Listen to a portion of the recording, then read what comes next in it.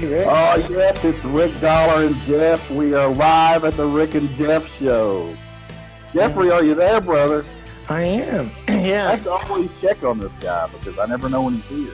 Yeah, I'm here. I'm excited. I'm excited about today.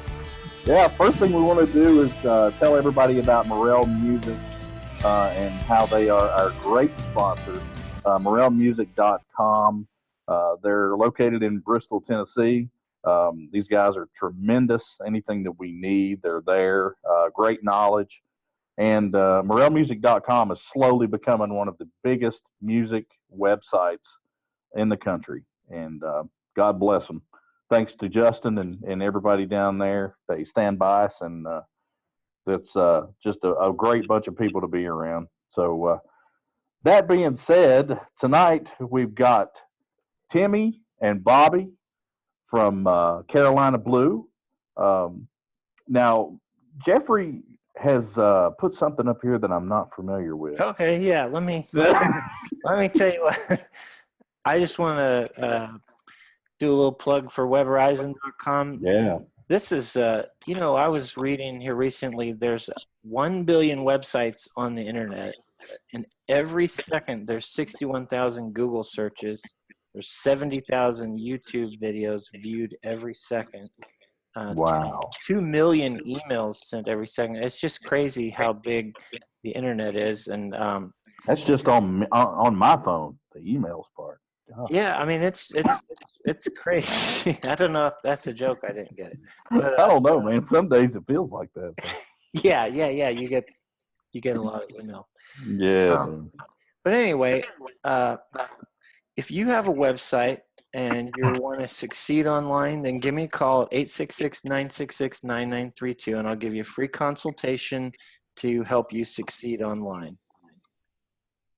That's what I'm talking about. Now, we're going to get back to Timmy and Bobby from Carolina Blue. Fellas, are you with me tonight? Hey, Yes, Rick. sir. Hey, Rick. All right. What's going on, fellas? Sitting over here in Brevard, North Carolina, watching it rain. Watching it rain. Timmy, are you with me, old buddy? Yes, sir. Yes, sir. Glad to be here, Rick. Thank you, Jeff. Man, we appreciate you. Appreciate you guys a bunch. Now, it's been quite a good year for you guys. I met you guys about 1.5 years ago, and I've just seen a lot of great things happen. And I kind of knew this was going to happen. I had a gut feeling that something good was going on, but the whole career thing has just taken off for you quite a bit. And I know that you got signed with a major record label, Four Mountain Records, and glad to say that I had a small bit to do with that. But it's just amazing. Went to your CD release party for your new record, The Sounds of Kentucky Grass, and that record's getting played everywhere. Well, thank you, Rick. We appreciate it, and we appreciate everything that you've done for us, and of course, Jonathan. We appreciate it all, and that CD is it's really come over big with a lot of folks. It sure has. And I know Bobby's happy. I couldn't be more happier, and we're just tickled to death with what it's done, and hopefully it'll keep getting bigger, and hopefully it'll keep getting more popular. I hope. Yeah. Bobby, are you with me, buddy, or did the rain wash you out? I'm with you. I was just I was listening to Timmy there. I didn't want to, since we're not together. It's hard to know when exactly to talk. But Exactly. yeah, I'm here. We've done a few interviews with you, Rick, and this is my favorite one so far. Just because you don't have to see my face. Because you don't have to. Because I don't have to look at you while I'm talking. Yeah. Oh, so true. So true. All right. Well, Timmy, Bobby, I tell you what, I've seen some changes in your lineup this year, but I think what you've got going on right now is a real good sync between everybody. Everybody's seems to be happy with what the other guy's doing, and which means a whole lot. it's hard to make a mix happen. It just has to happen on its own, I think. But well, we brought a brand new fiddle player on, Rick, about a month ago named Greg Moore. mm-hmm. He's from up in Pennsylvania, and he's going to be a wonderful addition for us. He's a great fiddle player and a great showman. Yeah, we're showing a clip of him as right you now. can see in here. Boy, he's good. Holy crap. And you got triple fiddles on this album, too. So, you know, you got to have like a fiddle player on steroids to make it, to make it work live. What we wanted for the album is, you know, we've been complimented many times about being able to take a new song and make it sound old. And I think I speak for both of us when I say that Bill Monroe's music from the 1950s is some of our favorite music of his that featured multiple fiddles. And that's what we wanted to do with this album. I mean, none of these are Bill Monroe songs, but a lot of them sound like they could have been, you know. That's the sound that we've been looking for. It's just that classic traditional sound, but we want to get that sound on brand new music. So, well, and you know, I think in the just knowing the market and what people are listening to right now, that's what they want. It's really good to hear traditional bluegrass music, because personally, that's my favorite type of music. And there's a lot of guys out there just like us, you know. We got a message from a DJ that had received a new album named Pete Hart from up in Ohio, and just thanking us for keeping that sound alive, you know, and just how much he appreciated the sound that we were getting on the new album. So it makes you feel good. Yeah, it does. Now, Timmy, you blast out the lead vocals most of the time on a lot of the stuff that I've seen. I mean, you and Bobby kind of share things a little bit, but you have some tremendous guys backing you up. I mean, Reese and I mean, my buddy, your banjo player, I call him Smiley. He knows he'll be listening to this. He'll say, "Yeah, I wish he would call me that." But the guy's smiling all the time. He smiles all the time. He is. So he's very happy with what he's doing, I think, you know. He is. He is a fine feller, and we are just tickled to death to have him on board. Now, his name is Jimmy McDowell. We call him Jimmy, but his real name is James, but everybody calls him Jimmy. And he is just a fine Reno-style banjo player, and, you know, that's something you don't hear much anymore. Yeah, you don't see too many people that pick it up and do. You guys seem to have this, like I said, this synchronicity about you. You know, you and Bobby, I think, primarily do most of the writing, if I'm correct. Yes, sir. And these guys follow right in place, you know, where they need to be. And it shocks me. I mean, the first time I saw you guys play on Song of the Mountains, Tim White's show up in Marion, Virginia, I was like, wow, there's something really good going to happen here. And it was, I think what I was seeing was the synchronicity between you and Bobby a lot of times, because you guys kind of are in charge here, more or less. And I think that it's a great thing. I think you've got something good going here, man. No doubt. Thank you so much, Rick, and we appreciate that. Well, we've been doing this for a long time. You know, Timmy and I have been at this in various different bands for 20 years now. And so, you know, it's kind of safe to say that, you know, he kind of knows what I'm going to do on stage. I kind of know what he's going to do when it comes to our singing and playing. So we're just to that point. And you were right about having a great group of guys behind us. You know, Reese has been with us, you know, for 10 years now. And he's a great baritone singer. And then we picked up James last year. And now with the addition of Greg, this is the group of guys that we want to move forward with, you know, and stay with for a long time. So you knew Timmy when he just had peach fuzz instead of that beard, huh? I knew him when he couldn't grow that beard. Timmy, I didn't start that one. That's a cool beard. Hey, I think it's a cool beard. Timmy was about 14 when I met him. I was playing with guitar for a gospel quartet from Arden, North Carolina, and Timmy's family had a gospel group here in Brevard. And back in those days, the local radio here had live preaching and singing on it, Right. in gospel segments. And my group, the group I was with, and the group that he was with, we would sing together sometimes on the radio. So that's how I met Timmy.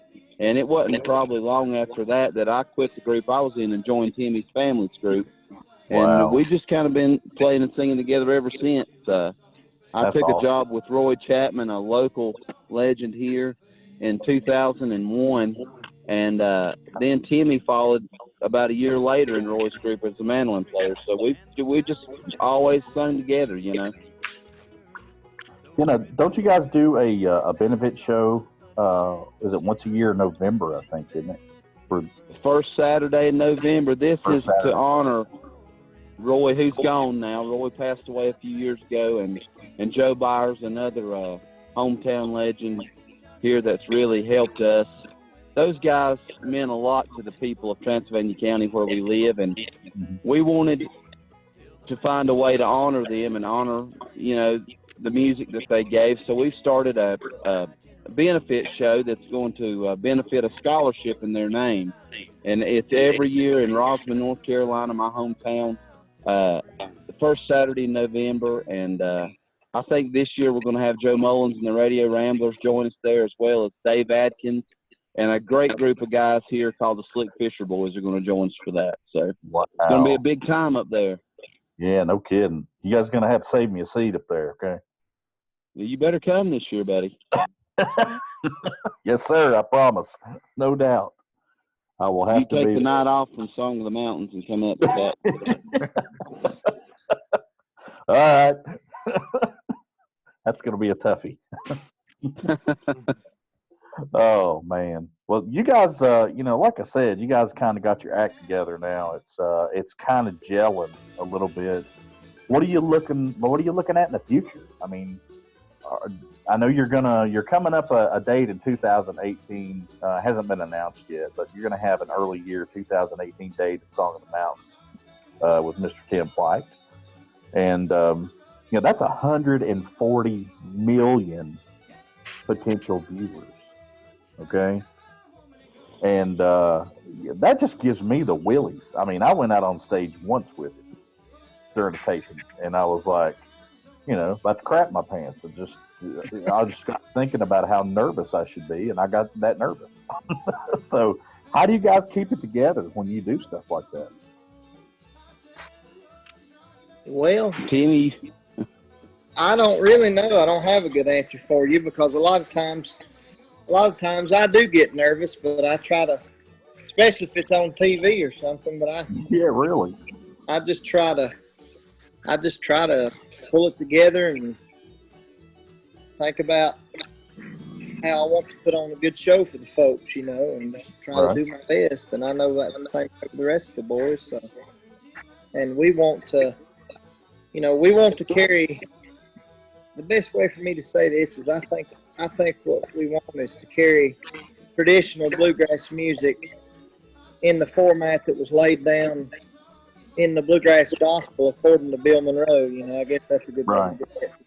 You know, the kind of bluegrass we want to make, and we want to carry that into the future, so people don't forget what real traditional bluegrass is. You know what I mean?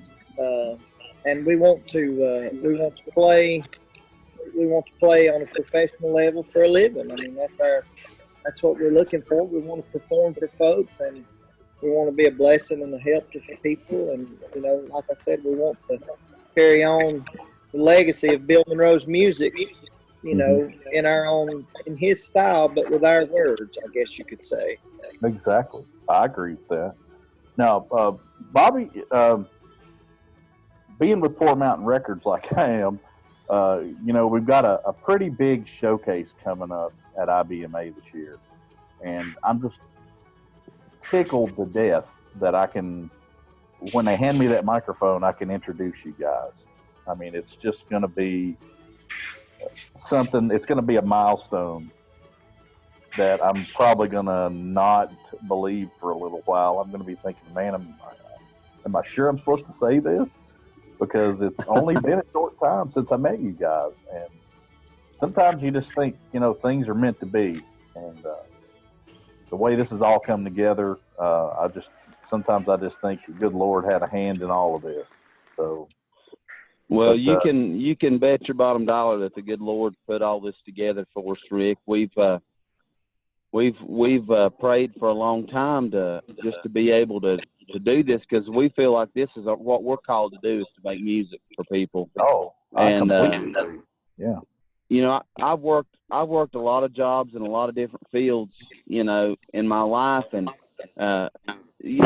some of them been real good jobs, but I've not been happy, because this is what I meant to do. I meant to play music, and Timmy's meant to play music. I've known it ever since the day I met him. Sure. It's just somebody with that level of talent that Timmy has on the mandolin doesn't need to be doing anything but playing the mandolin. That's right. So, That's right. we're honored to be on the roster of Poor Mountain, a great bunch of artists there with us, and we're looking forward to the showcase and being there with everybody. A lot of the groups that are on are good friends of ours already, and it's just going to be like a big reunion there in Raleigh in September. Yeah, we try to call it a family at Poor Mountain, and that's basically what you just said there. It's just what it is, just a big family, and we're all gonna, sometimes it's kind of like going home for Christmas. So you're not always happy with everything that you do, but this is going to be a tremendous opportunity for all of us. Just spoke to Carl Jackson this afternoon, and he and Larry Cordle are going to be our special guests at the showcase. So those guys are going to be there to shake hands and kiss babies, and they're two really good friends of mine. But they're going to be doing the award ceremony, be performing in there. And they've promised to come out and support everything that we're doing. So God bless them. That's great. Larry Cordle, good to have guys like that on your side, Absolutely. He's nominated for several big awards, or I think he will be when the final ballot comes out. He'll be up there. That gospel album that he's just released is just out of this world. Yeah, Larry Cordle, man, let me tell you something. The first time I met him at the Station Inn in Nashville, he was just a great regular guy. He reminded me a lot of you guys. Just right down the line, man. And you had no idea he had so many hit songs under his belt. Highway 40 Blues. And just, I don't even have to say anything more than that, because if you hadn't heard Highway 40 Blues, you're probably not from America. That's right. So, but enough about everybody else. You guys have done some incredible music videos. How many do you have already? And you guys are looking at doing more, which is a great way to market what you're doing. So you got the Ballad of Flynn Galilei, and name some more. I can't even keep up with the names. You got so many. Well, we did the Ballad of Flynn Galilei was the first video that we did, and that is a special song for us in several different ways. It's the first song that Timmy and I ever sat down and wrote together. Really? So that was cool. But the Flynn Galilei was an actual Confederate soldier from our home county here. Wow. And the song that we wrote just basically tells the story of his experience in the war. And Timmy made contact with, I believe, and correct me if I'm wrong, Timmy, it was his great-great-granddaughter, who still lives on the property of the house that he built when he came home from the Civil War. And so we shot our music video on location at Flynn Galilei's house, which was the coolest thing ever. Oh, yeah. That's really cool. That's amazing. Right of the South to be free. That sounds good. You guys got that real tight sound, that not everybody can accomplish that, Well, we appreciate that, Rick. There's a few guys that, used to perform with Ralph, that are still around, and they they have that, but it's, you know, you don't see or hear that every day. And you guys have been like a marketing machine. I think you just needed a little push to get you in the business and let people notice who you are and what you're doing. And man, I tell you, your future just looks really bright. But we appreciate that. I want to know one thing, Timmy. Who is this guy riding the horse in the video? That is Johnny Walker, the outlaw. Yeah, I think that was you, wasn't it, pal? Yeah. I had no idea Timmy could ride a horse, man. Reese was also in that video. You know, our bass player Reese. Yes. He was in the part of the posse, and some other boys that I'm kin to was some of my family was in that video as well. So that turned out real nice. We had a good time. Yeah, y'all did the stunt work by yourself, so you didn't have to call in anybody, huh? Yeah, and I ride horses, and my buddies ride horses. So I just the horse I'm riding is actually mine, and the horse that Reese was riding is mine. And my buddies, I just called them up and said, "Hey, you boys want to be in a music video and play part of a bunch of cowboy outlaws?" Oh Lord, they've been dying to do something like that their whole lives, you know. Eating that up, huh? So, yeah, and don't even have to worry about getting arrested. You can just do whatever you want to. You know? We put blanks in the pistols, and it was the That's real. what I was getting ready to ask. Either you're, pretty fast, or you had blanks. But no, we had blanks, and it was the real deal. That was a good video. I think that's one of the first ones I ever saw that you guys did. And, it was so much fun to make. You have a guy that shoots these, I think, right? What's his name? Sir. His name is Corey Johnson with Impact Studios. Yeah, Corey's got a good eye, man. Yes, sir. He is one fine, talented young man, and you can look him up. He's got a website, Impact Studios, I think .com. Bobby, is that right? I think so. He is really great. He's absolutely the best at what he does. Corey's a great photographer. He shoots all of the band's photos. He designs our CD covers. He designs any show posters for us that we're doing. He does our album layouts. I mean, this kid does. He does it all.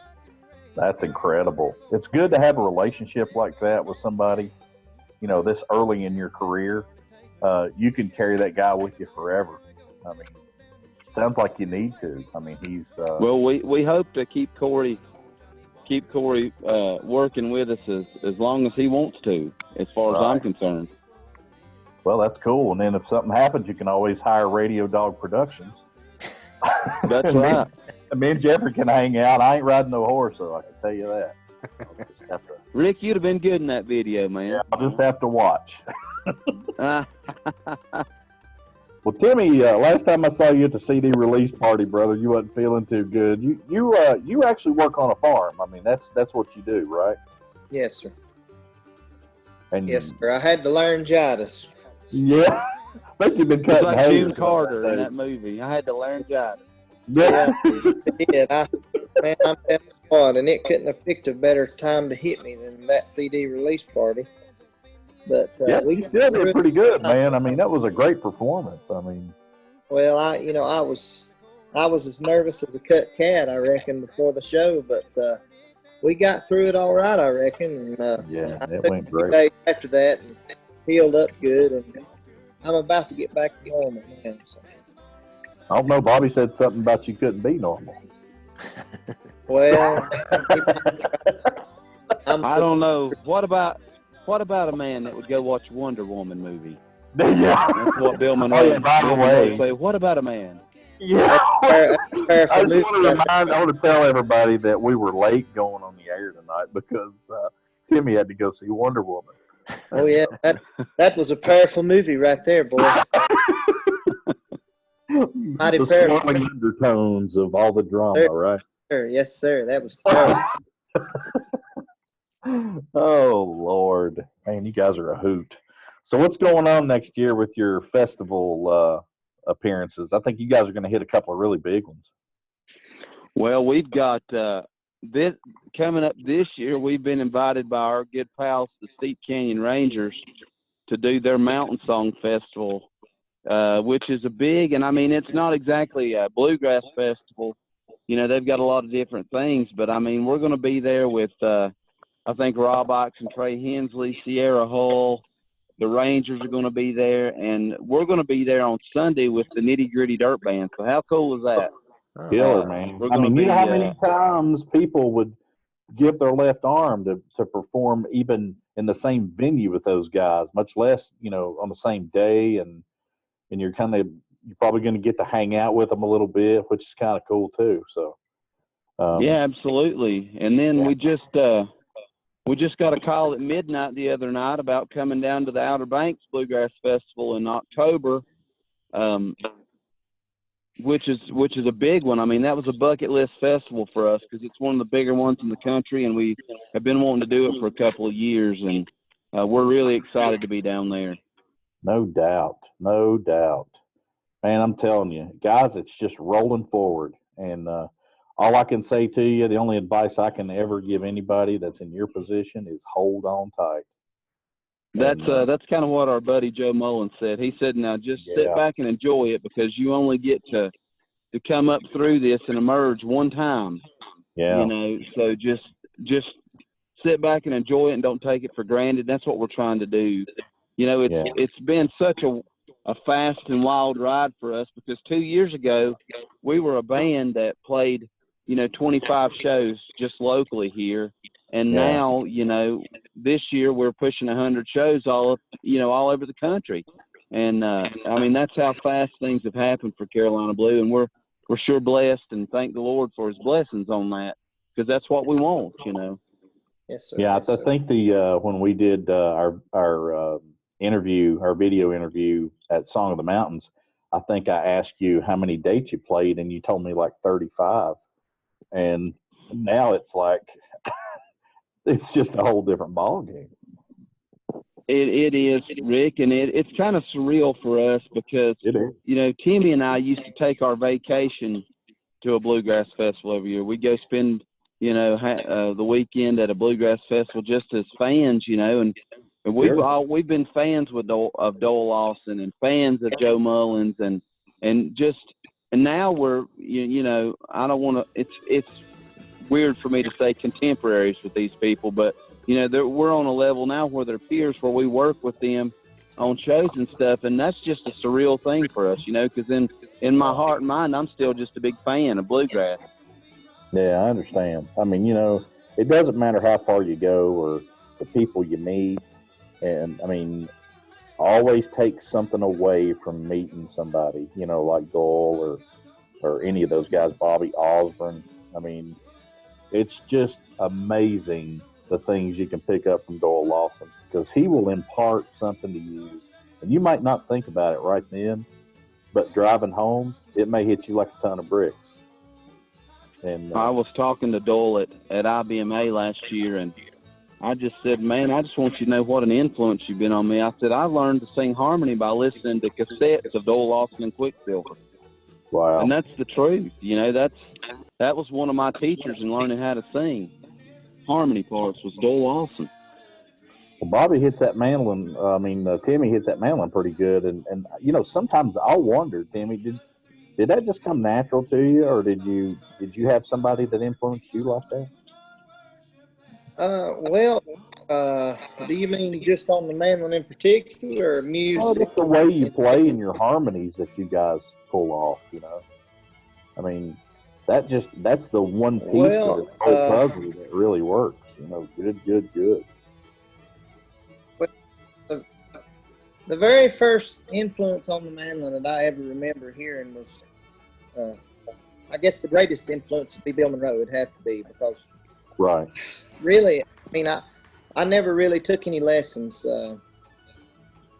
Everything I learned was sort of on my own, and so Bill Monroe has been, you know, Bill Monroe has to this day is still all I listen to is Bill Monroe. Honestly, really? It is.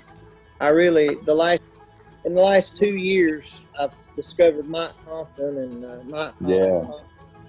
Mike Compton is one of the. I think he's one of the greatest mandolin players out there. But he is, man.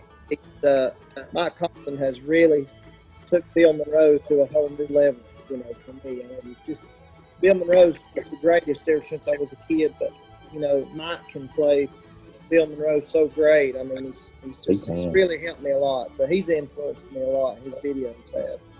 And yeah, those guys are something else. Compton and Newberry are one of my favorite bunch to, if you're going to sit down and just watch somebody.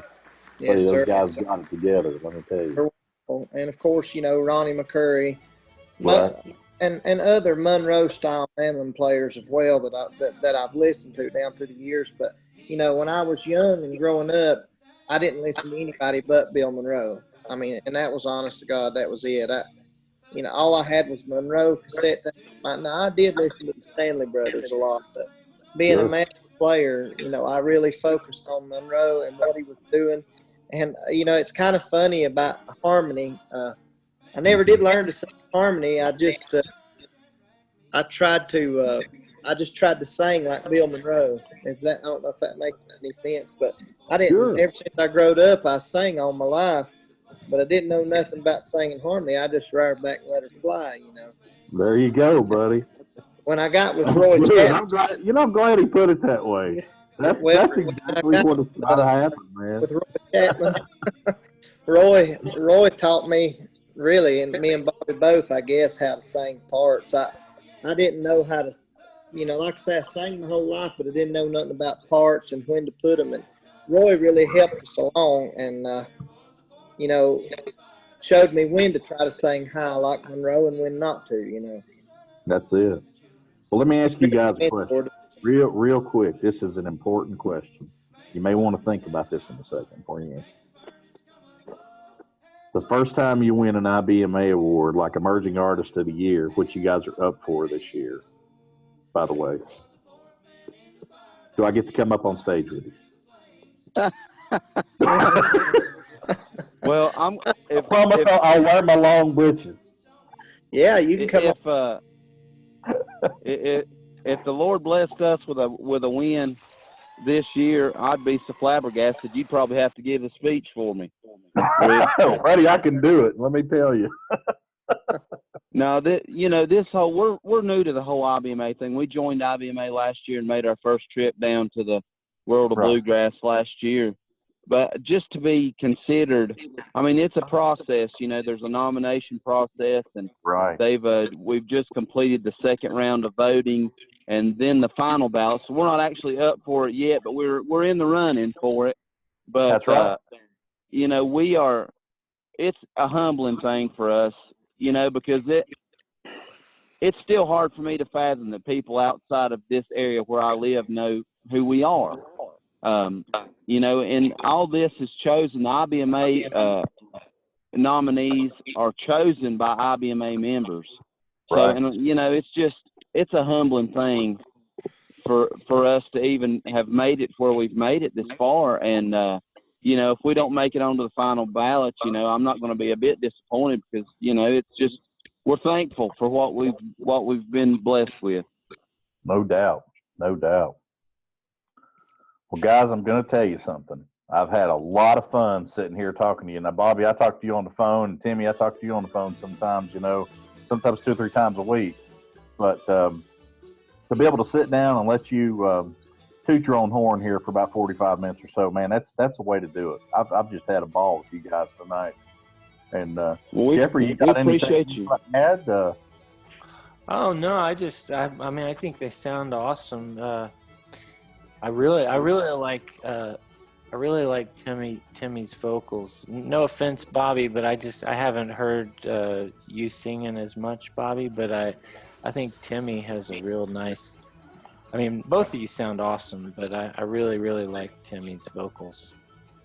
Well, I think. Well, I appreciate that, Jeff. You know how to crush a man here. Yeah. well, I didn't say I didn't like you. No, I like Timmy. I'm just kidding you. I know that you know we've evolved a little bit as a band, and we realize everybody in the band realizes that Tim's vocals are where it's at for us, you know, and he does a lot of the lead, and we structure our harmonies around that. You know, there's nothing jealous about any of us. We want to make this band sound the best that it sound, you know. Hey, I like your hat. I like your hat better than Tim. Well, hey, See? that's awesome. That's good. You know what that is? That's the Rick Dollar influence on the rest of the world. Now, hold on just a minute. Oh my gosh. Hey, well, Reese came to Bristol, okay? I'll tell this story. And we all went, and you guys played the Picket Porch Show, which I do every Thursday night. And we went to eat, and then we went to my favorite hat store. We'll name it Blakely Mitchell in downtown Bristol, Virginia, which is just right across the street from Bristol, Tennessee, by the way, in case you haven't been here. And I knew one of you guys was going to buy something. And Reese bought a really cool hat. So Reese got him a nice Stetson in there. Oh, yes. It was a nice one. So I'm just waiting to put one on Smiley's head, and I don't know if we can get one on Greg's head or not. He was talking about it when I talked to him last time. So Smiley needs him one, boy. He needs him a 10-gallon Stetson. 10-gallon might be a little big for that boy. He's not like the hugest person in the world. You know, Jimmy's so popular now with the ladies. If he gets him one of them hats, he won't be able to swat them off with a fly swatter. Well, Oh my God! Well, I tell you what, fellas, I love you both. You've made my life better, and hopefully I can repay the favor one of these days. And hopefully things can work good for all of us. That's what we're here for anyway. But I've had a good time tonight. I don't know about y'all. Yes, Rick, sir. we appreciate you, buddy. We appreciate all you're doing, not just for us, but for the music up there around Bristol and Song of the Mountains and the Poor Mountain label. I think you're the glue that's holding everything together up there, and we love you and we appreciate that and all the opportunities you've given to us. Yeah, we're gonna have a bunch more, brother. Just every day brings more good stuff, so that's what we got to do. Thank you, Jeff. Thank y'all, boys. Jeff, thank you too. Yeah, now this guy's. And I'm gonna tell you something. I couldn't be doing this without Jeffrey. He's. I call him Jeffrey. I don't know why, but anyway, he's put together the software on this podcast, and it's not like your regular podcast where you just listen to a bunch of people talking. You can actually look on the screen and see a bunch of good stuff, like your music videos were on tonight, a lot of your promotional photos, some musical performances, and I mean that's all part of Web Horizon. That's what he does, and he knows what he's doing. So thank God I met Jeffrey. You know, it helped me out a whole bunch. Well, thank you. Well, we're glad you met him too. We can do. It's much easier to do these interviews without having to actually see you, Rick. Yeah, I know. Man, I knew that was coming. All right. Rick Dollar. I'm talking to the guys from Carolina Blue, Timmy and Bobby, and Jeffrey. You wanna roll us out, brother? Yeah. Thanks for watching. All right.